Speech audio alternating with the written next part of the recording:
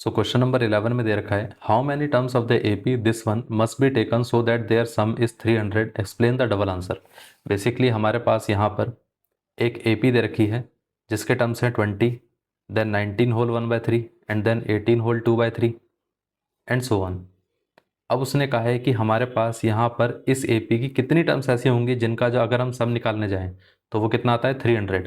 और वो कह रहा है कि एक्सप्लेन दी डबल आंसर, मतलब एक से ज़्यादा आंसर आ सकते हैं। सबसे पहले तो हम आंसर निकाल के देख लेते हैं।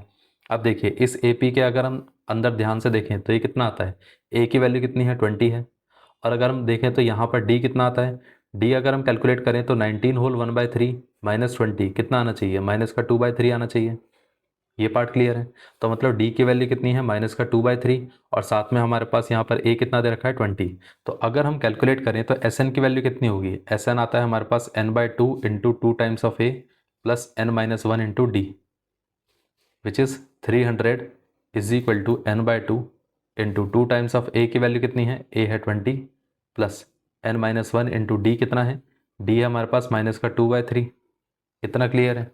अब देखिए यहाँ पर अगर हम कैलकुलेट करके देखें तो 300 इज इक्वल टू कितना रहेगा, ये आ जाएगा n। इसको अगर हम 2 से डिवाइड करेंगे तो यहाँ पर 20 बचेगा, इसको अगर हम 2 से डिवाइड करेंगे तो ये 2 कैंसिल आउट हो जाएगा, तो बचेगा क्या, माइनस का 1/3 इंटू n-1। ये पार्ट क्लियर हो गया। पूरे में अगर हम 3 का एलसीएम ले लेंगे तो ये कितना आ जाएगा, 300 is equal to n into ये आ जाएगा 60 माइनस n प्लस 1/3। सो हमारे पास यहाँ पर इसको क्रॉस मल्टीप्लाई कर देते हैं तो ये आ जाएगा 900, 60 इंटू एन कितना रहेगा 60n। इसको सीधा हम 61n लिख देते हैं क्योंकि 60 प्लस 1 कितना रहेगा 61 और साथ में ये कितना आ गया माइनस का n²। इसको अगर हम इस साइड पे ले आएंगे तो ये आ जाएगा n² माइनस 61n और ये कितना आ गया प्लस का 900 इज इक्वल टू 0। अब ये हमारे पास एक क्वाड्रेटिक इक्वेशन बनकर आती है। अब इस क्वाड्रेटिक इक्वेशन को अगर हमें सॉल्व करना है तो मिडिल टर्म को स्प्लिट करना पड़ेगा। कैसे स्प्लिट करना पड़ेगा, ऐसे स्प्लिट करना पड़ेगा, ऐसे नंबर्स में स्प्लिट करना पड़ेगा जिनका सम क्या होना चाहिए, माइनस का 61 और साथ में जो प्रोडक्ट है वो कितना होना चाहिए, प्रोडक्ट होना चाहिए 900 के इक्वल। अगर हम इसके फैक्टर करके देखें तो वो कितना आता है, तो यहाँ से अगर हम फैक्टर करेंगे तो 9 इंटू कितना आ गया 100 आ गया। इसके फर्दर फैक्टर करेंगे तो आ जाएगा 9 इंटू 4 इंटू 25। अब देखिए 9 इंटू 4 कितना आता है, 9 इंटू 4 तो हमारे पास 36 है और ये आ गया 25।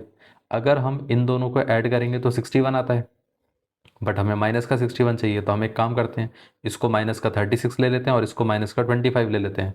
तो माइनस माइनस पॉजिटिव हो जाएगा तो ये प्रोडक्ट इतना आ जाएगा और साथ में सम कितना आ जाएगा माइनस का 61। तो मतलब यहाँ पर हमारे पास एक फैक्टर आ गया माइनस का 36 और एक पार्ट आ गया माइनस का 25n और ये आ गया हमारे पास 900 and this one is n²। अगर हम इसमें से कॉमन लेके देखें तो n कॉमन आ जाएगा तो बचेगा क्या, n-36। इसमें से अगर हम कॉमन लेके देखें तो माइनस का 25 कॉमन आएगा तो बचेगा क्या यहाँ पर, n-36 इज इक्वल टू 0।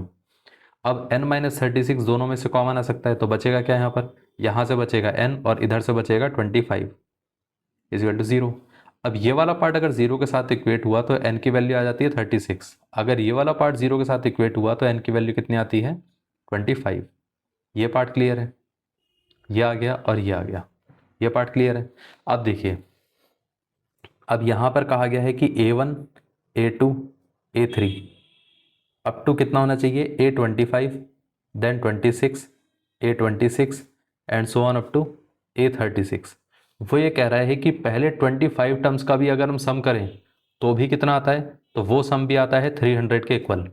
और लास्ट के अगर हम टोटल इन सब सारे टर्म्स का भी सम करें तो वो कितना आता है 300 के इक्वल। ऐसा क्यों होता है, ऐसा इसलिए होता है कि ये जो बाकी के टर्म्स है ना, इन सब का जो सम है वो कितना आ जाता है, वो 0 आता है। मतलब A26 से लेकर A27 and so on up to A36 is equal to 0 आता है। क्यों ऐसा 0 आता है, अब एक चीज़ सोचिए कि ये जो हमारे पास AP है वो क्या है, रिड्यूसिंग AP है। मतलब यहाँ पर टर्म्स डिक्रीज होती जा रही हैं। तो एक स्टेज ऐसी आएगी कि जब धीरे धीरे टर्म्स डिक्रीज होती जाएंगी और फिर नेगेटिव में बढ़ती चली जाएंगी और नेगेटिव वाली टर्म्स और पॉजिटिव वाली टर्म्स सबको मिलाकर टोटल 0 आ जाता है। तो वो जो टर्म्स है ना हमारे पास, वो टर्म्स हैं A26 से लेकर A36, इन सब का सम 0 आता है और साथ में A1 से लेकर A25 300 आता है। और क्योंकि ये 0 है तो इसलिए इस पूरे पार्ट का भी 300 ही आता है। ये पार्ट क्लियर है।